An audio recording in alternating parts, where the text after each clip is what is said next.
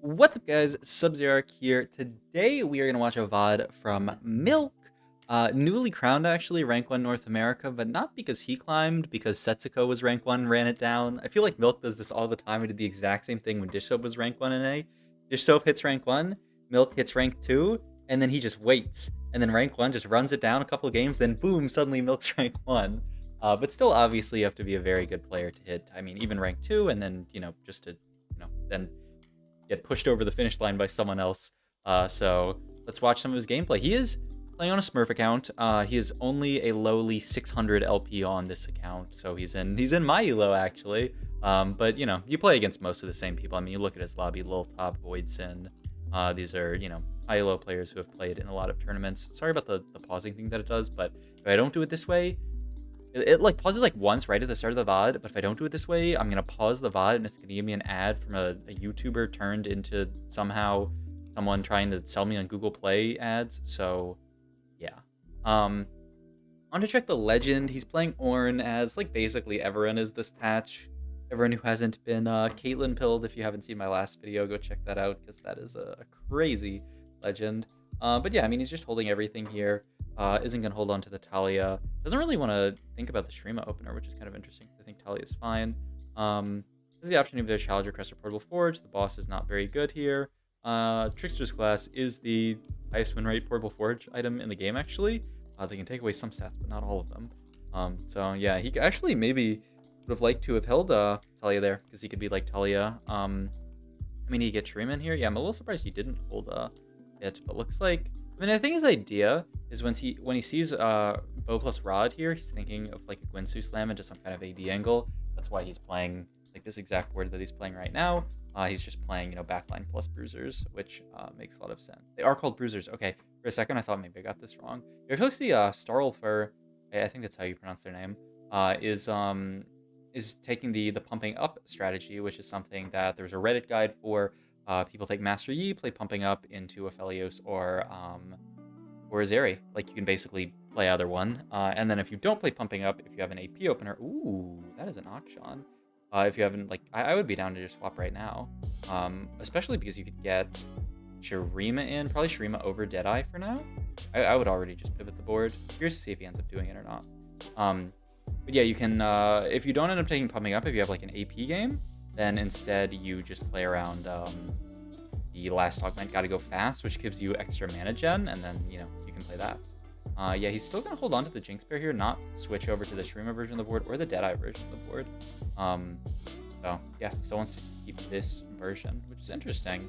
I would imagine Akshan better carry. I mean, Winzo on Akshan is not the best, but it's definitely not the worst. Yeah, I'm a tad bit surprised, actually, that he doesn't want to go this angle, but I guess we'll see. I don't know. It kind of looks like he's looking at something on the other monitor, so I don't know. This Milk guy, as he is named, also hitting the Jace here is actually huge for this board. But yeah, this Milk guy plays TFT in a way that I just like cannot comprehend.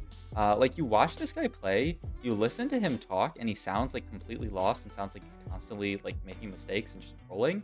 But then like you look at his scores, you look at his ladder ranking, and he's just like hitting rank 1 and just popping off. So I do not understand how Milk plays this game. He is actually just a beast. I think what Milk is really good at doing in TFT is like finding out what's really strong and then refining that really hard. You saw when like Kled way back when Milk went to Worlds, Kled reroll was broken. This was old Kled for any TFT zoomers out there. We have to take Glove here. Would I have taken Glove here? I might have just opted Chain. I mean, I doubt we're slamming TG, but I don't know. Maybe I could see it. I think I'd like to hold this Glove. But yeah, like, I don't know. I was thinking just Chain for frontline item, and the Glove can be IE, and then, like, do I need a second Glove? Not especially. Level for another buy here. Nothing really to add. He's 2 out of 3 Piltover, but it's getting kind of late to fit Piltover in. So I don't think we're going to get a ton of Piltover stacks. He's also on a 3 streak with just, like, I don't know, a pretty solid board. I mean, this Jace tech with Trickster's Glass is actually really sick, where you Trickster's Glass the Jinx, and then you put Jace in the middle of both of them. I haven't done this before, but it looks really strong, because like you're getting so much value out of the Jace. But yeah, like, and anytime that Milk has done well competitively in TFT, I think it's most of the time been when he is just like he says, okay, this comp is giga broken. I am going to like abuse it and just play it all the time. He makes the Trist here, which is interesting because like, for Jace, really? I don't know, especially with the synergy, I would assume that Jace is better with the Trister's Glass thing. It's interesting. I think he's thinking about it as well because it's pretty close. Oof. Alongside, he's hitting a Eternal Winter set. That feels pretty bad.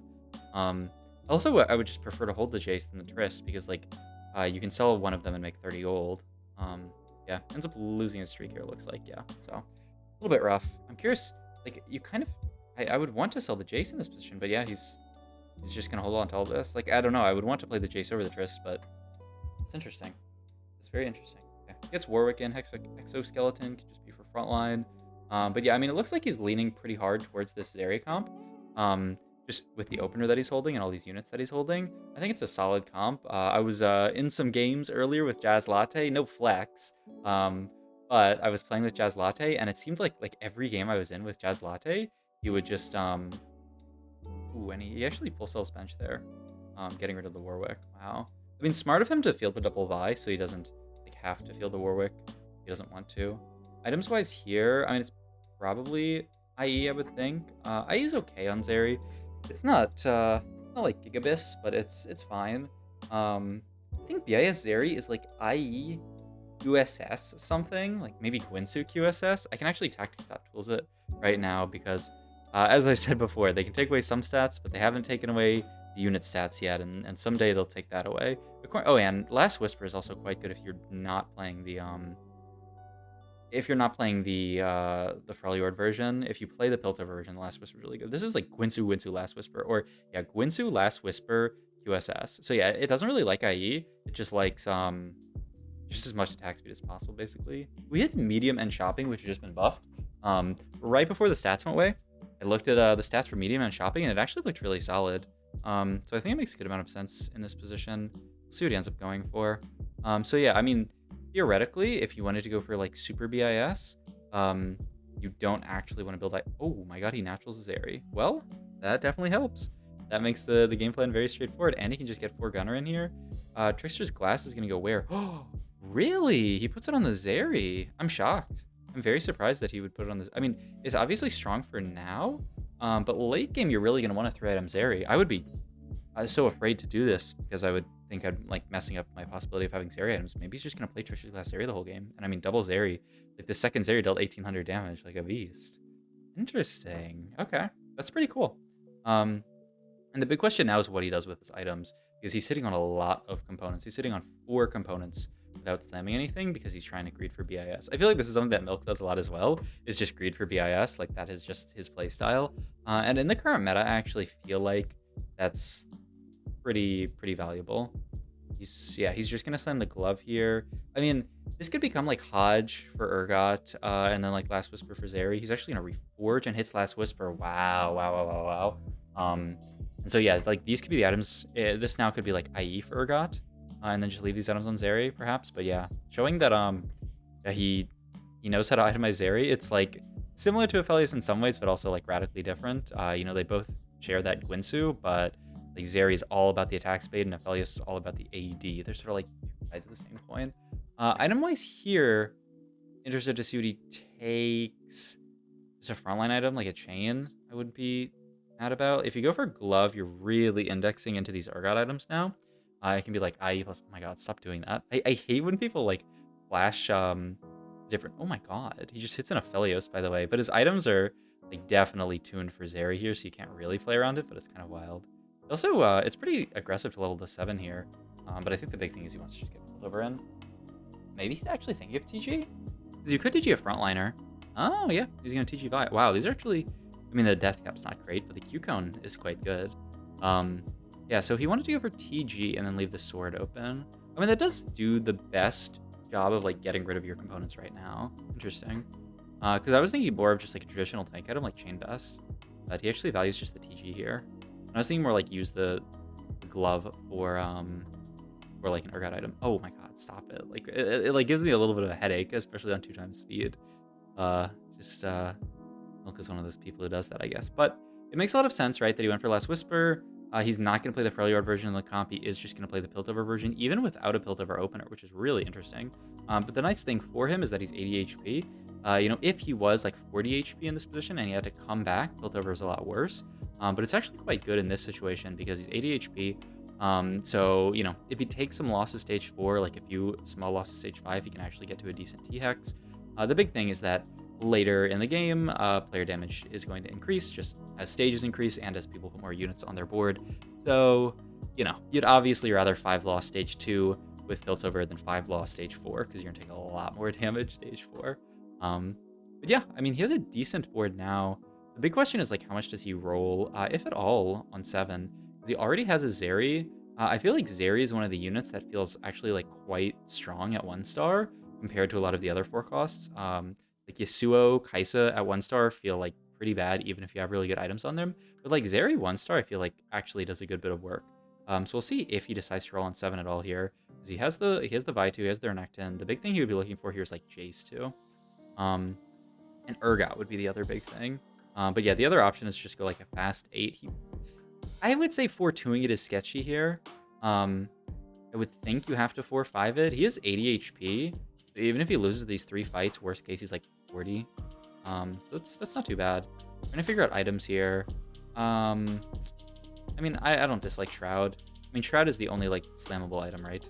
Problem is then you're left with Deathblade components. But Deathblade components can become like PT Edge of Night, something like that, which would be solid on Urgot. I really want the VT. I probably would slam Shroud in this position just because I definitely want to sort of like die, especially if you're not thinking. Maybe he'll level here. I don't really like the level here. Ooh, long distance ball is amazing here, right? You just put this onto your Urgot and your Zeri. Oh my god, he naturals into Zeri. Now the calculation gets a little interesting. You could think about rolling here, because you have the opportunity to hit Zeri too. You have the opportunity to hit Jace too. Like, you actually have a lot of upgrades to find. Wow. He's actually gonna level here. Oh my god. Okay, he actually hits Zeri. It's a risky play. It is very risky to level in this situation. I am so afraid if I level in this spot and miss that my game is just irreparably damaged. But I think he did a decent amount of scouting. He knows like he's relatively uncontested. He also has the medium end, which gives him better odds of hitting something like a Zeri. Just, like the higher cost units. He's still going to lose this fight after leveling. But yeah, hitting the Zeri here was huge. Yeah, I don't know. That's so scary. That is actually so scary. It ends up working out. So yeah, I don't know. That's a really interesting play to think about. Leveling there versus not leveling. I would be really tempted to have just sacked these 2 rounds and then go 8 at 4-5s when I actually have some gold to roll. But obviously you're going to take a lot more damage if you do that. Like, he's probably going to end up like 50 HP here. My idea probably ends up 40 HP, maybe less, maybe like 35. 15 HP, 10 HP late game is a huge difference. Yeah, look at all the people he's fighting, right? This person rolled it down on 7. Like I was talking about, actually, this is the person who took pumping up. They took pumping up, and now they're just playing to this comp. Also, we just got 15-0'd. Not very good. Our board still needs a lot of upgrades, so that's actually it's kind of scary. Like, we don't have any Urgots yet. We need to find Urgot 2. Ideally, we need to find some kind of front line, usually like a Sejuani. So yeah, a little bit scary actually. We're bleeding out a little bit. Ooh, that is a Sejuani with a chain. I would be very down to take that if we can. He's gonna go for the belt? Belt. What is belt? Zeke's? Zeke's is good. Slap it on Jace. It also gives value to your second Zeri too. I really want to stop. Oh my god, my eyes. Oh, he hits a Scion here? That's big. We still, oh my god. That's a Scion pair and an Urgot. We need to get Urgot in for sure. And then just get Scion in over that. Yep. Let's see. How many pairs do we have here? Not an insane amount. Okay, we're gonna make the Zeke's here. Yeah, that's how he wants to get rid of the one of the swords. He's just gonna make Zeke's, which, very solid in this comp. Like I was talking about, Zeri just wants as much attack speed as possible.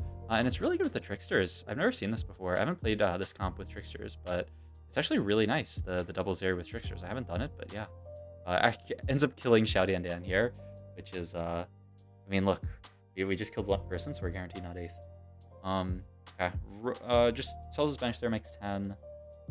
Do we roll to 10 here? I mean, oh, now that we have Urgot, and the problem is if you roll once, you're already like below 10 basically.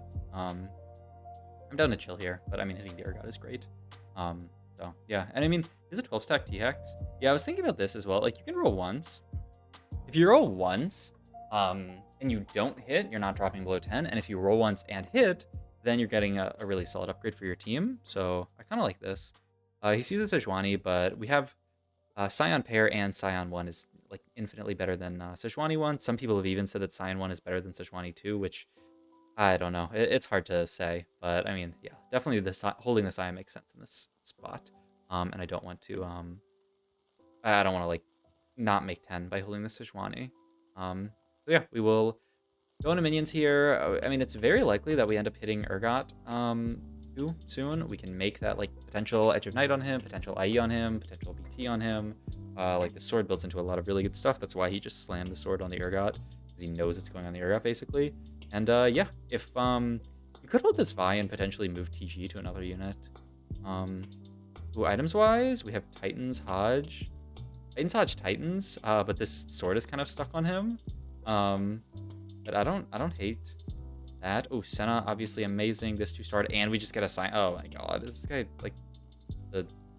Okay, he's gonna go Titans Hodge Edge of Night. Actually, yeah, that's like probably better. I don't know. I mean, this game's a bit high roll, is it not? I mean, it's interesting to see this angle. We'll see how high he can place from here. But I mean, he just hits like.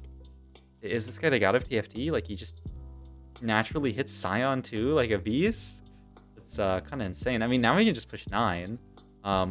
Yeah, I don't know. I looked at his match history. This game looked interesting because I wanted to see him play a Jinx game not from Piltover opener. But yeah, that is a Scion. I mean, I do still think there was a lot of interesting decisions this game. I might not do another Milk VOD review after this because of how much he keeps flickering between the boards. But yeah, I wanted to VOD review a Milk game just because I haven't VOD reviewed a lot of Milk games in the past. And I think he is a very strong player. And there is a little bit to this idea of like just hit, you know? Like I've heard other players talk about this too, that like, you know, if you expect yourself to hit, they'll like you have to play with the ability, like you have to keep the possibility of high rolling in your mind, and like you have to enable yourself to high roll. And like if you just assume that you're never going to hit, and just play incredibly conservatively, then you'll leave placements on the board. So like going 8 at 4-2 like Milk did, you know, he's rolling for a lot of stuff. He has medium and shopping, like it kind of makes a lot of sense. It allowed him to get the Scion, then he got Scion Pair, and then boom. I mean, this game also kind of feels like the medium end shopping game, right? Like how much value does he got out of medium end shopping? Really cool to see the value of it after the buff, where now it is only a silver tier augment. Also, something really cool I want to point out that he did in the last fight, and looks like he's going to do again. He's not cornering his main Zeri. He's putting his Zeri second from the corner, and you normally can't do this with long distance pals because, you know, they're going to mess up their long distance. But today I learned actually the clone from Trickster's Glass cannot get long distance pals. I didn't know that was a thing. But now what he can do is he can dodge. You saw one of the people he fought 2 rounds ago. He was able to actually dodge a Zephyr because they were Zephyr in corner, and he just like, oh, well, I'll just put not my actual Zeri in the corner, and then, you know, you're chilling. Goes for Shroud here. Shroud's an amazing late game item. I don't know, I was really tempted to just take TG here for a Scion, just because it's a 2-star 5 cost. Oh, hits the Heimerdinger here, which can just come in over Vi usually. He is going to be kind of low frontline if he does that, though. But, I mean, that's normally where the Heimerdinger comes in. And he does have no healing reduction, right? Yeah, his board doesn't have any healing reduction, so the Heimer's really nice. Also, if you do, I think 2 Shred is now, what, 50? So it's same as Last Whisper. So you basically get the same Shred as Last Whisper if you do double Shred.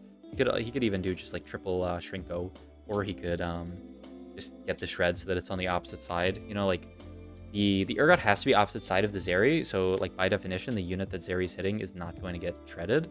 So it actually kind of makes a lot of sense to play around Heimer. But the main thing is that he needs like a frontliner. I think this is why he's thinking about, yeah, like not. Okay, he's gonna start doing it now. He could also go the Reparo version. Well, there's Meccano. Probably not. Yeah, I mean, I don't dislike just doing the classic Shrinko Mechano in this spot. He's gonna go double Mechano. It's something I've seen more people do on the patch now that Mechano is bug fixed to actually like work when you upgrade it. But yeah, he's the read that he doesn't need Shrinko because he has Last Whisper, so we're just gonna play for as many Mechanos as possible. So yeah, I could definitely see it. All right, we are almost top 4. Or almost top 3. I mean, I saw the 4th place player. They have like a gray little legend, and I thought, wow, like I thought they were dead. It's interesting. Also, this positioning with the frontline turret. Maybe like get the Mechano off earlier. Wild. We don't have that many open item slots. Chalice of Power. The early cast on Senna, I imagine. People here. Oh my god, he hits Senna too. Now he just has to play this Urgot. Peace. Early Jace cast, he priors higher than early Senna cast. Really? Okay. I would definitely prior the early Senna cast higher. Oh, and this person, like I said, they're about to die. It looks like they just FF actually. And Milk actually high rolls by fighting them, so he gets a free fight. Oh, very nice. Okay, so top 3 now. Starulfer in an okay spot, down to 12 HP. Oh my god, rolls once more. The double Senna. I mean, I feel like Aatrox. Yeah, Aatrox is the really obvious one. Look at this board. It's just this standard Zeri board and then like 5 cost soup. You know, you just play the Scion, you play the Aatrox. It fits in so beautifully.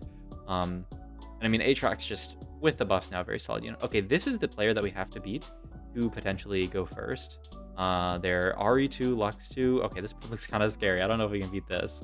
Just took infinite damage. Starulfer, that name is so hard to say, is fighting. I don't actually see who they're fighting. I don't know if it's our clone or Commando's clone, but they actually stomped it. So now we're actually in danger of going 3rd this game. We'll see. We'll see what we can do from here. Decides to sell Aatrox here. Get in Sejuani. Makes a lot of sense. Your Scion has such a big HP pool that like getting in Sedge is actually adding a lot of tankiness. Okay, he manages to get everything swapped over. Also doesn't even put a second unit next to this Jace, which kind of works. We are fighting 2nd place player who is playing Aphelios, so it's really just down to who can beat the other person. They had a Sante that actually didn't end up getting a very good ult off, which is really good for us. We beat them. They fought Commando. So it is a top 2. Now, can we play for first? I don't know. That seems kind of tough. Another Shroud would be ideal. If not that, I don't know. Edge of Night Senna. Is he going to take Sign with Chain? Did we have an open component? Or did he just take Chain Best over like Random Edge of Night? I mean, Random Edge of Night isn't great, but I feel like it's better than a Random Chain. Oh, no, he has the bow open, so we can make Titans here. I mean, okay. Interesting. I probably would just go Edge of Night here. Like guarantees that your Senna doesn't get one shot from the Ari. But I mean, Titans is a similar idea. Give her some tankiness stats, and it also gives her AD and AP, which is actually like valuable on this unit. Ooh, my god, the Scion actually went genius mode there and got to backline. Oh my god, this person's level 950 though. They're gonna look for Lux 3 in this position. They're 26 HP. There's no way they're dying here. You have to probably end up denying Lux 3 in this spot. It even starts rolling. Okay, there's one Lux. Does he want to like actually lock for it though? Because I feel like that's got to be. I mean, unless they go for 3-star Ari. But yeah, like that's got to be their idea. Okay. He actually fully corners his unit this time as well. Interesting. What is this Edge of Night that's on his bench? That's not real, right? It's like a fake Edge of Night. That's very strange. Scion ends up ulting the middle here. I feel like last fight, the reason we won it was because Scion ulted the edge, and we actually like ended up deleting Ari. But still, a very well played second for Milk. Definitely some strong stuff that he hit there, but also just some solid like play around items and units. Yeah, overall a really interesting game. Hope you guys enjoyed this video. If you do, like, comment, subscribe, check my Twitch and all my links down below. Thank you.